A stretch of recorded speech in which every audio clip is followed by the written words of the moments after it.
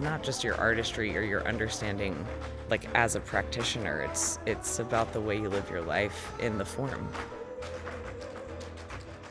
Inviting the discomfort also brings out brilliant shit.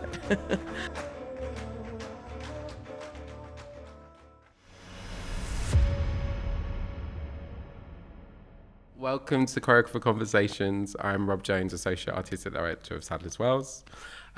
Welcome, Michelle Dorrance. How are you? Thank you, Rob. I'm great. How are you? I'm all right. Good. I'm a bit Friday morning, but You and really me excited both. to do this with you. What were sort of your earliest memories, I guess, of dance, of art? Like where did that creative Michelle begin?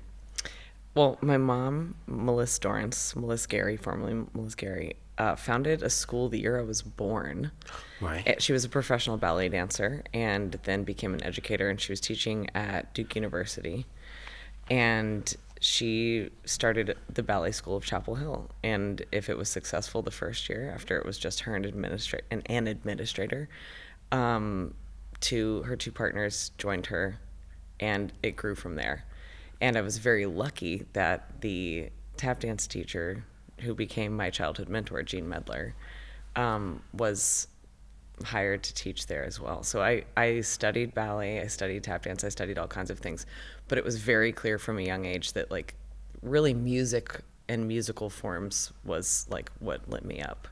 And I also had less of an aptitude for ballet. Right.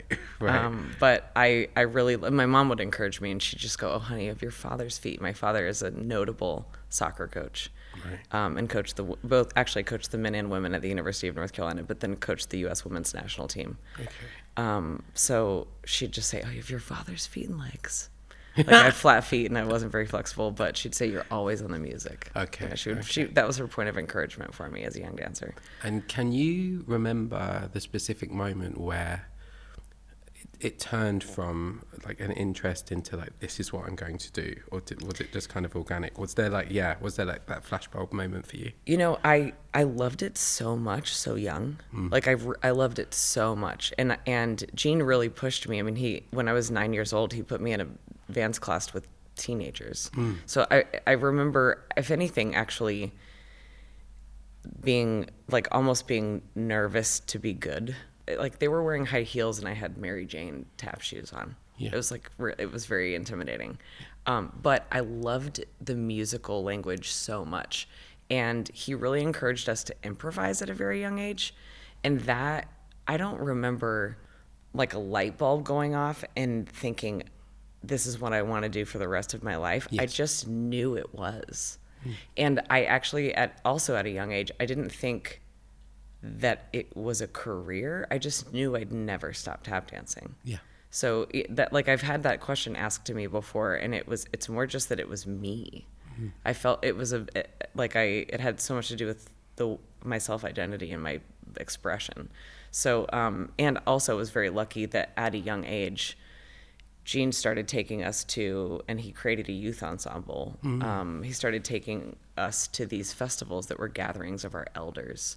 And these were legends of the jazz era, like Hoofer's, like unbelievable. Like I met both of the Nicholas brothers when I was, 15 years old. And when I was 13, I met a young Savion Glover and Diane Walker and Barbara Duffy and all these like folks, Sam Weber, Ted Levy, all these folks that had like unbelievable influence, on like me, but really a whole generation. So I knew from the moment, probably 13, 14 years old, like once we were in this space with this community of folks, I just knew, oh, this is my extended family. So this was a part of my life, regardless of what the career trajectory was. And at the time, there wasn't one that was written for tap dancers, certainly. Exactly, yeah. Yeah, it was, if anything, they were calling it the tap dance renaissance, what was happening.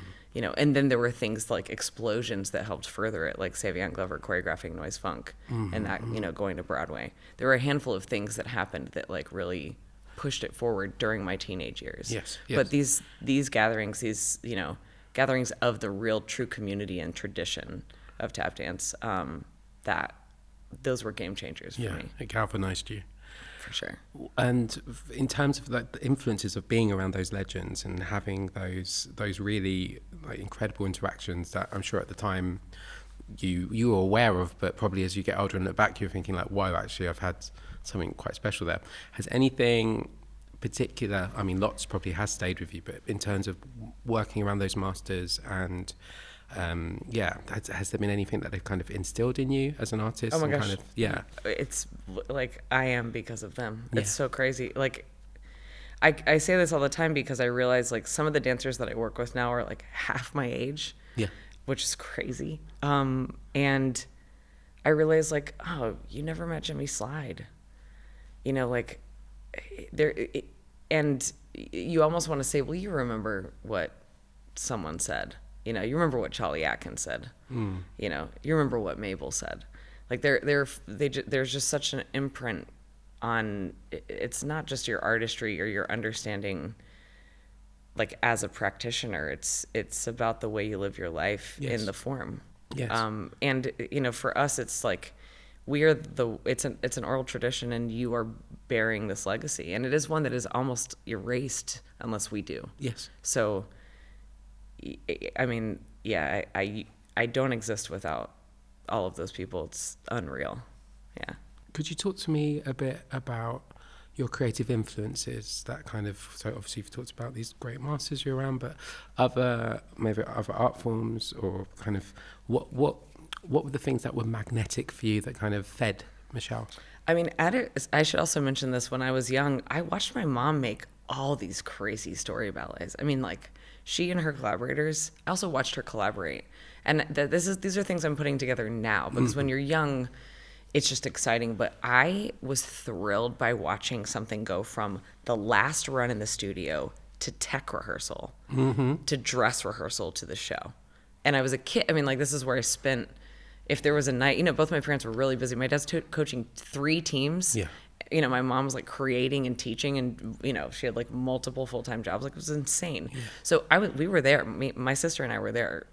You know, later my little brother, but he's so much younger. So we were running around the theater while that was happening. It was like, I remember it so well. So I like that had a huge impact on me. In that I love process. Yes. In that I also love creating something for the stage. Right.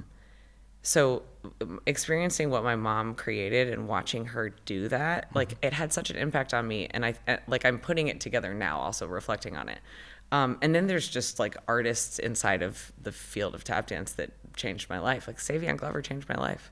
Yeah. He was a revolutionary. Like, he changed the form. He changed the way we dance. It's certainly my generation, and then generations after it. So yeah, as a 13-year-old, like, he had such an imprint on me. And then I have to say, our elders of his and mine, Diane Walker and Brenda Buffalino, those are 2 women that have like just constantly made me self-reflect on myself as an artist and a woman in our field, and as a tradition bearer, but also as someone with a unique voice. Like, I've been so mentored by them, and I'm so grateful. And of course, I mentioned Gene Medler before, but huge impact on me. But I'm such a fan of music. Yes. Like, when I moved to New York City, I didn't save my money to go see dance shows. I saved my money to go see live music. I didn't have a fake ID to drink. I had a fake ID to get into clubs to see live music. Nice. And then just in terms of your mentors and kind of Gene in particular, were there any key, I mean, I think the answer will probably be so many things. Like, he's really kind of instilled, you know, you on like a good path, but are there any key lessons you hold with you that you share with other artists in your practice and kind of? Yeah, you know, I say this quite a bit about Gene, like, and I think all of us who've been influenced by him, do, like, he can distill very complex things down to like a single sentence. Yes. And one of them, and I share this quite a bit in so many interviews, is dance to express, not to impress, which is like, as a kid, to hear this is so important. Yeah. Lovely. So could you talk to me a bit about how you begin a new project, how an idea comes to life for you? So many different ways. Yeah, yeah, for sure. Like I said earlier, a piece of music can be the reason. And whether that's the way it makes me feel, whether that's because I can hear a compositional element that can live inside of it or in counterpoint to it, like, yeah, if it's just a groove and I can't let go and I just want to make music to it. Lately it's energetic. It's like, and also like now it's interesting. More recently, an emotional impulse and sometimes conceptual emotional impulse can be the root of a work, or can be the root of the beginning of a work. Every once in a while, I can think of an artist or group of artists or the intersection of artists and energies and think, I know what that could be, and what supports that musically. Like every once in a while, it can start somewhere else. Yeah, and I also, sometimes it's hard to not respond to the world. I mean, hard to not respond to. I often want to respond, but it has to be organic. I can't say we have to make a piece about fascism right now, and then I sit down and I write ideas. Like it has to be organic. Yes. Yeah, like the Center Will Not Hold is a good example of the way something has developed, and it is deeply collaborative, and with a dear friend.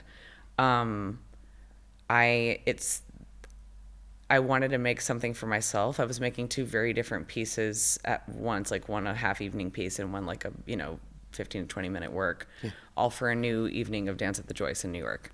And I knew what I wanted 45th and 8th to be, and it was like in love with Aaron Marcellus and whatever he was going to make, and I knew how I wanted to serve that. And then I made a work for my elders in Stop, the women that influenced me and also changed a generation of percussive dancers, because they're bad bitches. Am I allowed to say that? Yes, absolutely. Okay, great. Absolutely. So, and even the development of those things, I really loved responding to their energies and Aaron in particular, his compositions.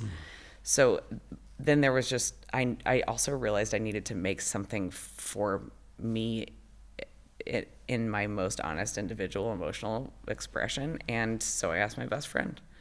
I just said, will you want to make a duet with me? And she's like, what should this be? Like, she's like, I'm not a very good dancer right now. My back is killing me. I'm like, well, let's just start with pain. Yeah. Start with this. Let's just start with, we're aging dancers and let's see where that goes. So we made this little duet. It became very vulnerable and it became very confined, and also we didn't have very much space to create it. Yes, so you had the boxes of yes, the light. That is where that came from. Yes. So it was a little room. I mean, boy, were there some interpretations of it being about COVID and all these other things. And it was really just about where the two of us were in our lives.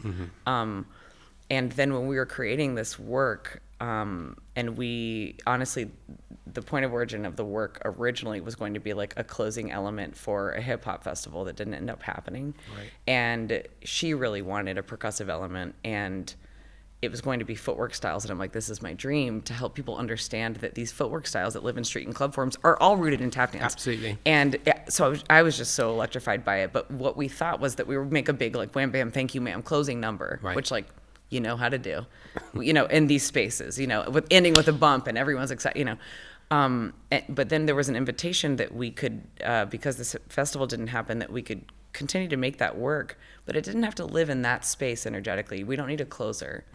And that we could maybe even investigate the world that our duet lived in. And then we were both immediately exploded into what this could be.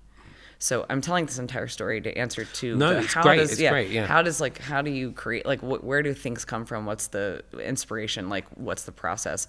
This was a really interesting maze to the process of, we had the freedom to create something with the intersection of these forms that can all be high energy forms, and therefore often people think it's endless joyful expression. And we realized that kind of energy can also build a lot of tension and can also live in a really dark space and an investigative space. Yes. And so what we realized at the time is that we could respond to an energy that was in the world right now, some darker political energies, some very divisive energies. Yes. And how can we, as a group of people, very unique one to the next, these artists. Yes. How can we respond as a collective with myriad voices in a way that is powerful and confronts this energy? Yes. So, and once we got to flesh it out to make a full evening work of it, because it was only,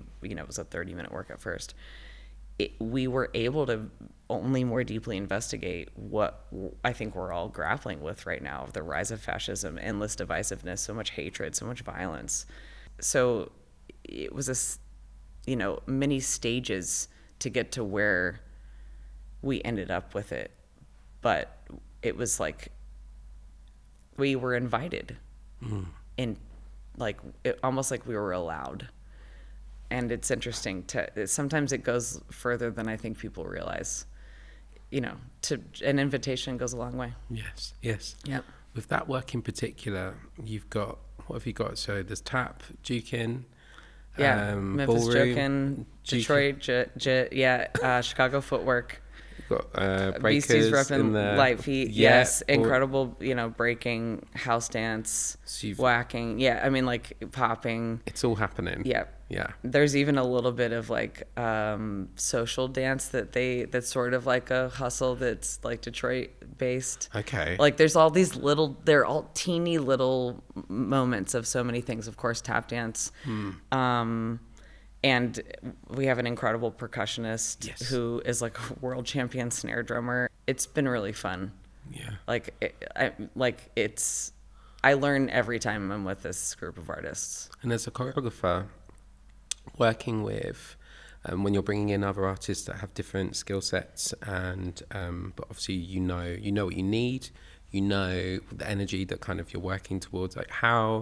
What skills do you use to integrate? I think finding common language is lights me up so much, and also seeing something I've never done is equally exciting. So at so many different points in my life, I've had little conversations with different artists that are footwork driven, and I got to start to explore more regularly with Lil Buck, because we were often both at Vail Dance Festival, and we'd get these teeny little moments inside of a larger work to play. And also a frat, B-Girl Bounce, my dear friend who's co-directed and created this with me. When we first met and really became best friends, it was almost constant exchange. So getting in the space with these artists, of course I have a rhythmic and percussive approach to footwork ideas, but because early in my own choreographic work, I quite frequently investigated how to illustrate something more clearly to an audience that did not understand the technical elements of tap dance. Yes.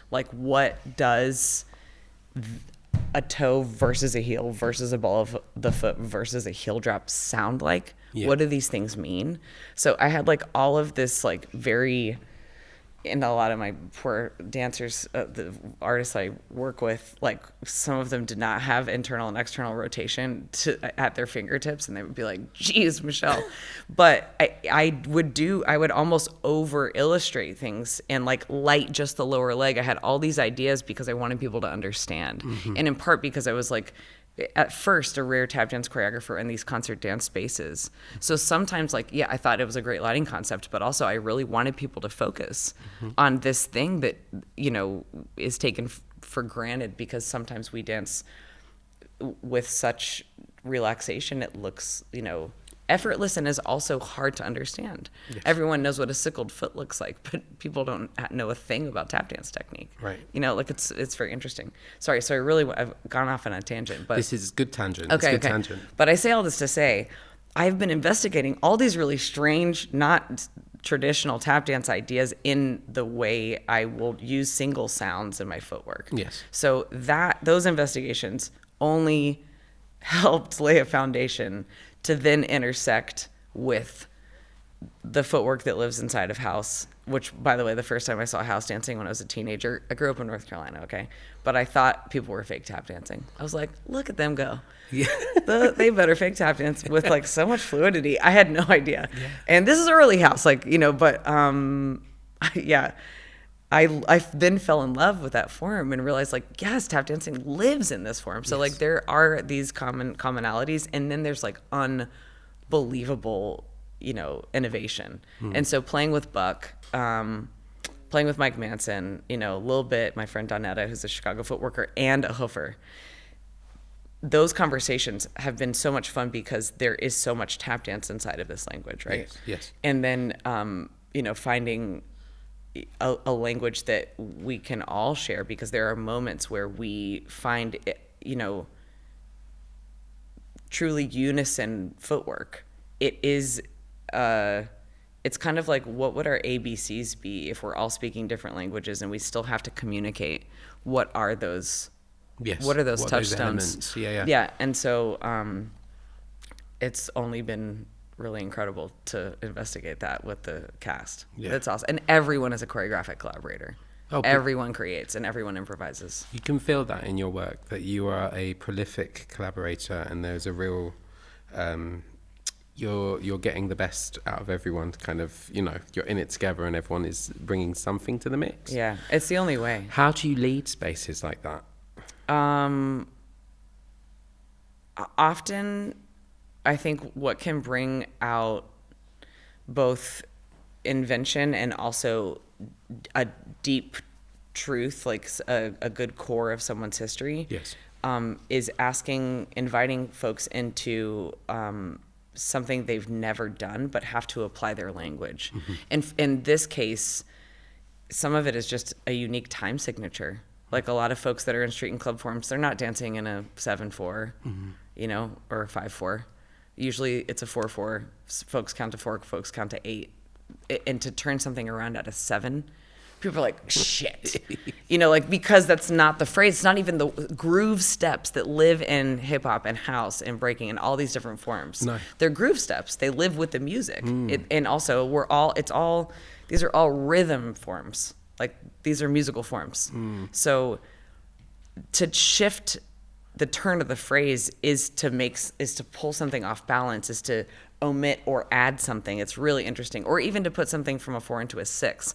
So like that has been just saying, hey, I have an idea. Let's sit in this groove right now. Yeah. And let's see what happens. Or if I'm like, I will scat something, can you create something to this rhythmic idea with these accents? Yeah. Can you sit in this bounce in a 6 over this 4 and then have these accents? And it completely invites folks into, what is the thing that I feel the best when I'm sitting in? Okay, great. And then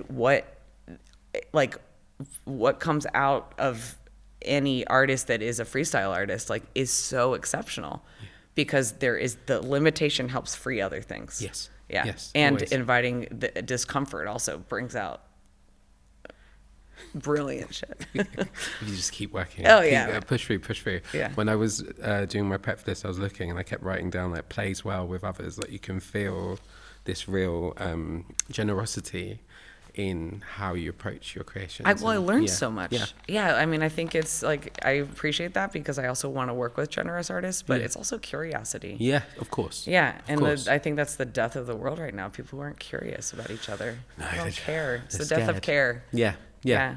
So that, I think, that it means so much to me. And it's not that I don't also love, like, creating something without collaborating, because that exists so much in my other work. But yeah, right now I think it's really important, and people's egos are huge and it's insane. Yeah. So it's like really important to, I think, show how this shows strength and openness. Yeah. And that is so both in artistic practice and in life. Yes. Yeah. Brilliant. Okay.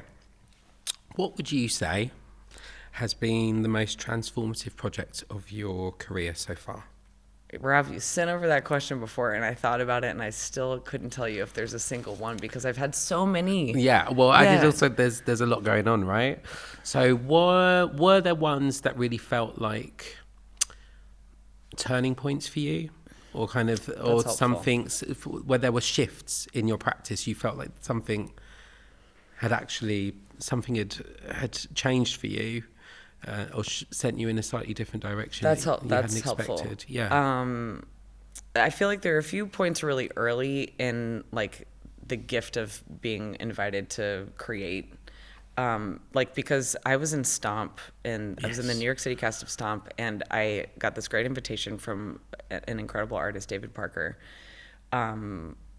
to create half an evening, a shared evening with one of my heroes, Dormeshia, for Dance Space, which is a postmodern dance space, or performance space in New York, and it's in a church, Right. which is unbelievable, St. Mark's Church in the Bowery. And the artistic director, Judy Hussey Taylor, was so kind, but also said, like, we can't actually tap dance on the wood, this gorgeous wood floor. So the very first time I was given a half evening to create work in New York City, I couldn't use the floor. I was like, what the fuck? So what did you do? Yeah, no. But I mean, and I think tap dancers are constantly having to navigate this as the sort of the bastard dance form. We're just, nobody wants us on the floor. You don't have a wood floor for us. Like, I mean, floors this is like, no, we get it every time stuff comes here. It's not just tap. Let's talk Flamenco about that as later. well. Also, no, for sure, flamenco. But yeah, the floors are a thing. Right, keep going. Sorry. Absolutely, no. And I know other percussive dance artists deal with this endlessly, just like we do. But still, keep going. So we brought in roll up wood floors to put on the wood floor, but then there was this huge floor, and I just thought, okay, so. And not long before that, our elder and legend, Jimmy Slide, had passed, Dr. Jimmy Slide.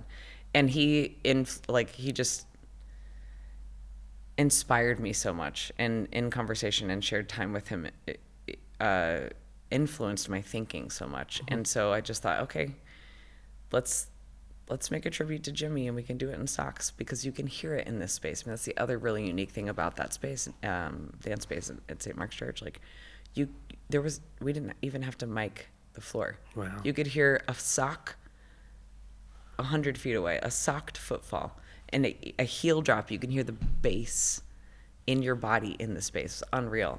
So then I created this like slide work in socks, and then I had a few other ideas just percussively in the space. And so being invited into having to, necessity is the mother of invention. So very early, I feel like that invited me into so much. And then I, had the opportunity to return a year later and make a site-specific work for that place. We made wooden taps. We danced in leather soles. We danced barefoot. We danced in... So just like inviting all the different textures of our form into this space, into this like chamber of sound. Yes. So that was an early, and actually the same year, another really transformative experience for me, which was the Blues Project. There's a woman who, Toshi Regan, is a truth sayer and a carrier of Black legacy in music, who I'd been a fan of since I was 17, since I moved to New York. I finally met her, and then she invited me to do this great project with her, celebrate the great women of blues and jazz. And I just thought, people don't think about tap dance and blues together because tap dance sort of grew up alongside jazz music, but those forms are older than jazz. And so I just asked her, can we investigate this? And when she said yes, I knew Dormeshia and Derek K. Grant were my collaborators. That happened the same year as Soundspace, that creative process. They were both lived inside.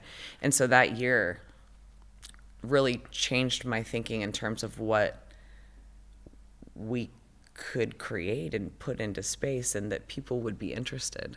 There wasn't a ton of tap dance touring in these spaces or being invited to share with this kind of audience. I should say. So it helped me understand people are interested in what we have to say and interested in the way tap dance is expansive. Yes. And so that was only a yes and for, okay, the next thing we tried was ETM that came here to Sadler's, which a dear friend of mine had been working on basically an electronic drum kit for the feet, out of these piezo elements and triggering things that he looped into Ableton Live. And then it was insane. So we made an expansive version of this and collaborated on that, a show like that. So I think the early work really helped send what I was after into how can we help people understand how, first of all, never losing the history of the form, but actually showing that rock of brilliant invention from 100 years ago, it's still brilliant.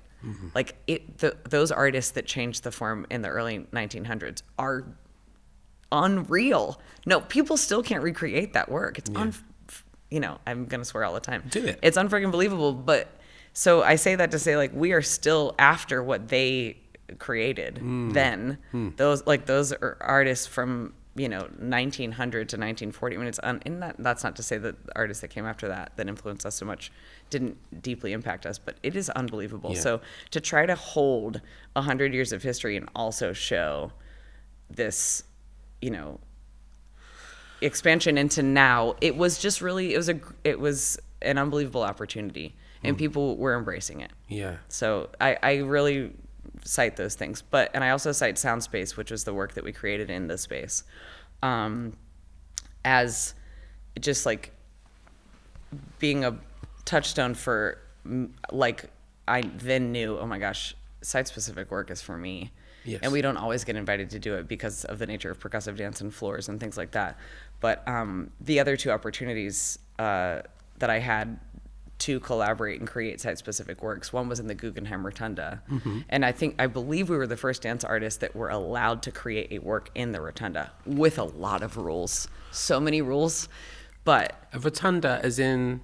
yeah, inside of the Guggenheim Museum, Yeah, right. It's like this I've endless... not been. So it's the big an swirly... endless ramp. Yeah. Yeah, Okay. Frank Lloyd Wright. Yeah. So we were allowed to create in that space. And the first thing we learned when we went in there is that if you tap dance, like, virtuosically, it turns into white noise. We're like, oh, this is fascinating. What are we? Around. Yeah. And we tried to keep time, just clapping across the rotunda from one another. Impossible. Like, it was because of the, yeah. I know. So how did you... Oh my gosh, it was so much fun. But this Okay. is what I'm saying. Like, I wish that work was so much fun to create because it was so challenging. Okay. And then, once COVID hit and we were going to do, in 2020, we were going to dance in both theaters at Jacob's Pillow at once. I even had like plans of golf carts going back and forth so people could be in both works.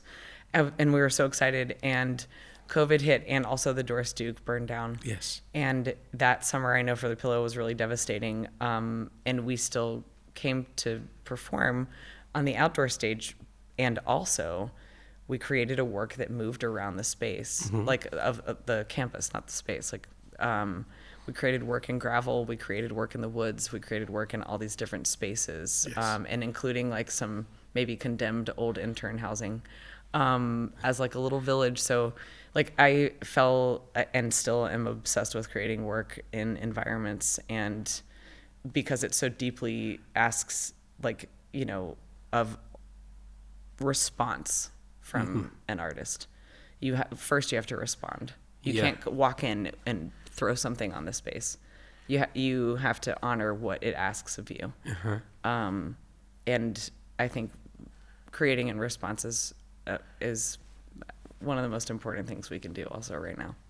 Do you feel that dynamic of creating a response, or having restraints, having things that kind of push you to kind of think outside the box, does that help to cultivate your creativity? Like, how do you... For sure. How do you look after that creative muscle for you?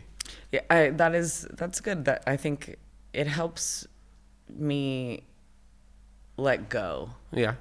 I think that is really important, because I can also, I think, be really hard on myself and live in a space of, we can all do this, like be too controlling and too much of a perfectionist. Yeah. And I think it invites me out of control. Interesting. Yeah. And then, so then when you're doing work, say for stage, which is a super controlled environment. Yes. It couldn't be more controlled. How do you balance those dynamics? Do you? Are you the kind of choreographer that can let go, let it happen, and not get too with age? rushed? With age, say more. Well, yeah. I mean, you experience so many technical disasters. You're like, okay.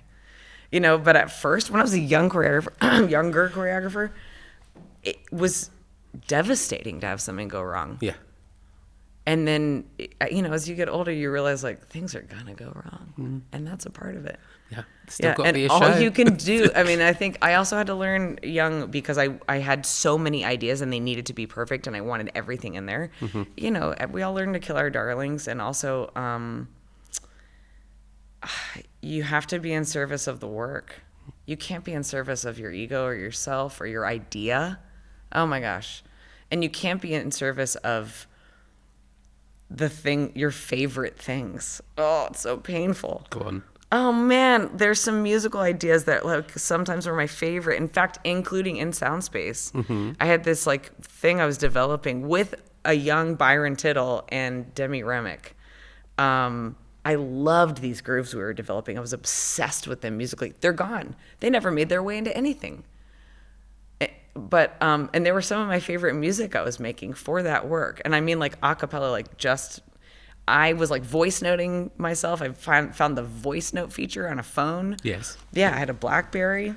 You know, like I was just upset, and I was just like working on the musical elements in this, and some counterpoint and some polyrhythm, and like these, you know, whatever. It doesn't matter. I had to cut it. It did not serve the flow of the evening. Yeah. It didn't serve the space. Yes. And it was devastating. But I realized it. And I had these little pieces of paper that I was moving around to figure out like the flow, and I could not fit it. Yeah. Yeah. I mean, you know, we encounter this so much, I think, so many artists, but to learn it was so painful. Yeah. I think it's an important lesson to learn and hold. And I mean, I work with all kinds of artists. Some we're all at different stages, but I think in the long run, it gets you to where you need to go. Right? Yeah. Yeah. I'm curious to understand how you feel about this legacy that you're holding, that you're bringing this tradition forward of tap, right? You've worked with incredible artists. You continue to kind of push things forward. How does that sit with you as a choreographer, as a maker, like in present day? I mean, right now, the thing I'm so grateful for is just that, like, for like a short couple years, it was really hard for, whether it was the press and like, not to be shady, but like I think it's easy to find one person to focus on, and I don't want to call anyone lazy. It's just a cultural problem.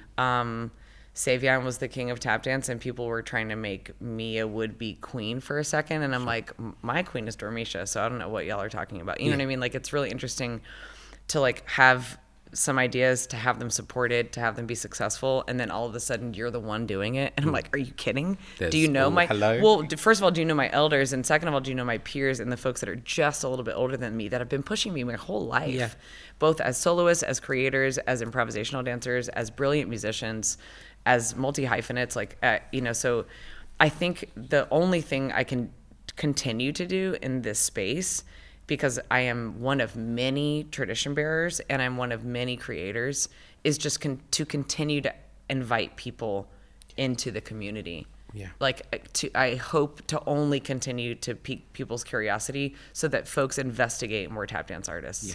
Like that, and that's all I get. Like, they're the artists I share space with, and the artists I share generation, not to mention now the ones younger than me, like, are unfreaking believable. Like, tap dancers are some of my favorite artists on the planet.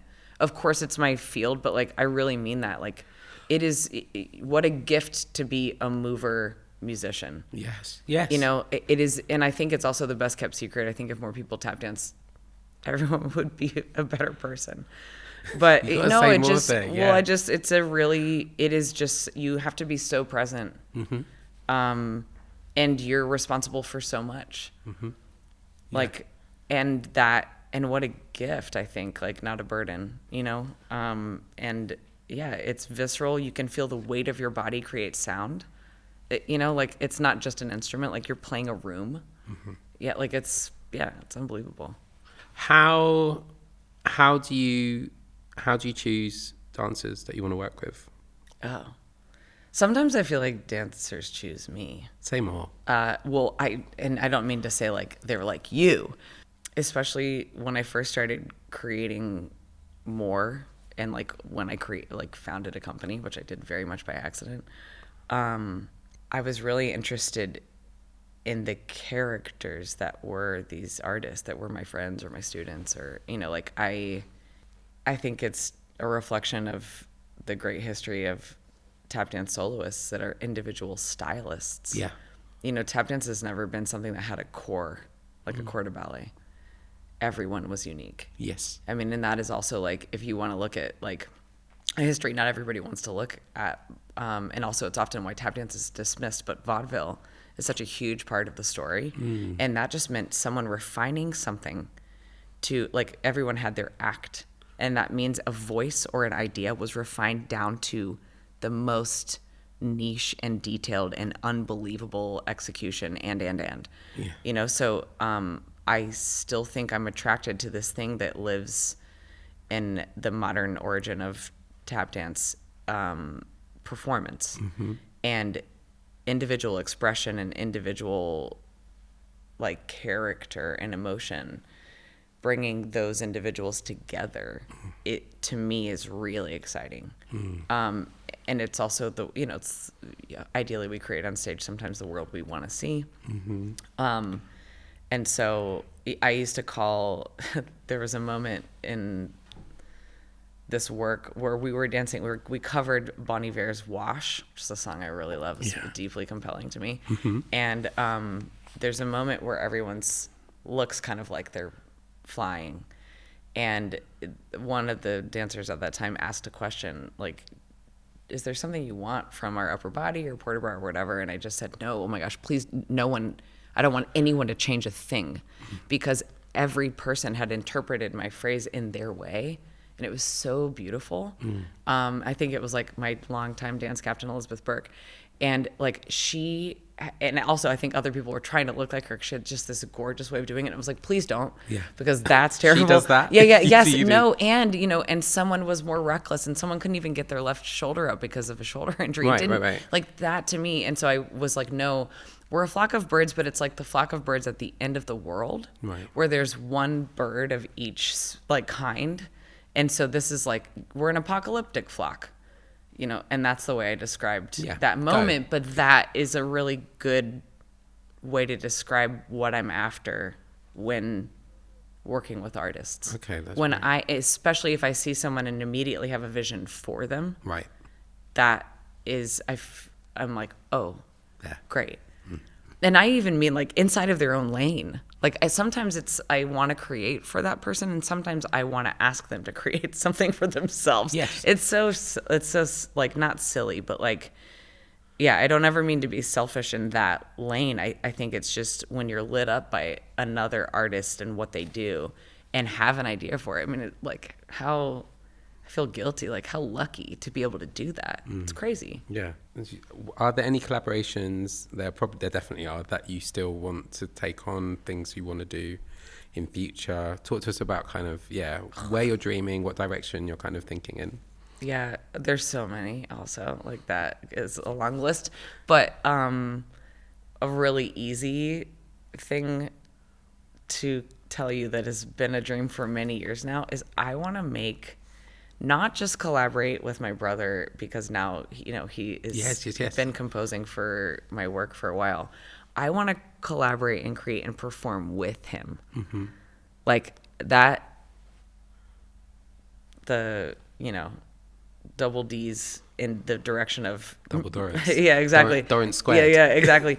But no, my brother Donovan is someone I really love working with and love creating with. And I would love to create something that is musical. And I also like asking him to move, even though he is less comfortable. But I would love to create something with him specifically. Like I could tell you my pipe dreams of like folks that are, you know, maybe I'll never meet in my life, but would love to work with or collaborate with. I would be remiss if I didn't also say, like, I would love to make something and tour it with my little brother. Yeah. Like, and I mean that. I think we would love to share it with, and also we love to experience place together. And we love to learn from other cultures together. And so I think that is probably the best answer I could give you. I would love to make something with Donovan Dorrance. Okay. You heard it here first. Great. Okay. I think that's all we've got time for today, Michelle. Thanks, Thank Rob. you so much. Are It's been so wonderful to talk to you. Thank you. I'm really excited for the future. Me too. Thank you. Thank you.